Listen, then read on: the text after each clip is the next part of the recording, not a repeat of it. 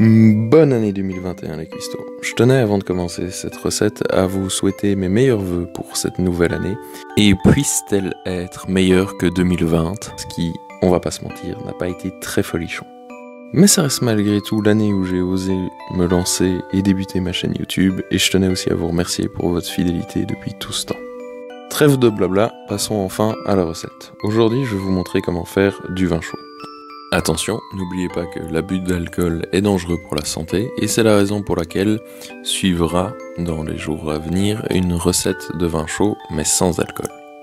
Donc pour faire le vin chaud il vous faudra le jus de 3 ou 4 oranges, d'un citron, 175 g de sucre de canne, 750 ml d'eau et bien entendu du vin rouge plutôt fruité de préférence. La proportion doit être 2 tiers de vin pour 1 tiers d'eau, donc si vous faites le calcul, il faut 1,5 litre de vin. Et finalement, pour faire du vin chaud, il faut des épices, beaucoup d'épices. Pour un vin chaud classique, comptez 4 bâtons de cannelle, 3 clous de girofle et 3 étoiles de badiane. Mais vous pouvez bien entendu utiliser des mélanges d'épices qui existent déjà tout préparés, comme celui que vous voyez à l'écran. Le seul inconvénient, c'est que vous ne pourrez pas ou difficilement contrôler la proportion de chaque aliment. Là, en l'occurrence, dans celui-ci, il y a de la cannelle, des clous de girofle, de la badiane, mais aussi des morceaux de pommes séchées, et c'est très bon. Pour la première partie de cette recette, on va ne garder que les oranges. L'objectif est d'extraire le jus de ces 3 oranges. En fonction de la concentration du vin chaud que vous désirez, vous pouvez rajouter ou non une orange supplémentaire. Ensuite, munissez-vous d'une grande casserole afin d'y déverser les différents ingrédients. Débouchonnez les 2 bouteilles de vin de votre choix, puis venez y verser leur contenu dans la casserole. Je le répète souvent, mais si la vidéo vous plaît, n'hésitez pas à la liker, et si vous êtes nouveau sur la chaîne, abonnez-vous en activant les notifications, ça ne coûte rien et ça soutient la chaîne. Merci beaucoup.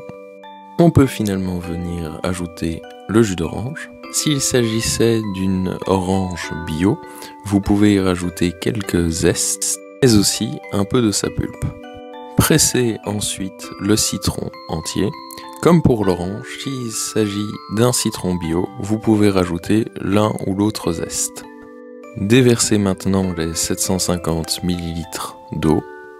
Il ne vous reste maintenant plus que 2 ingrédients. Donc le sucre de canne.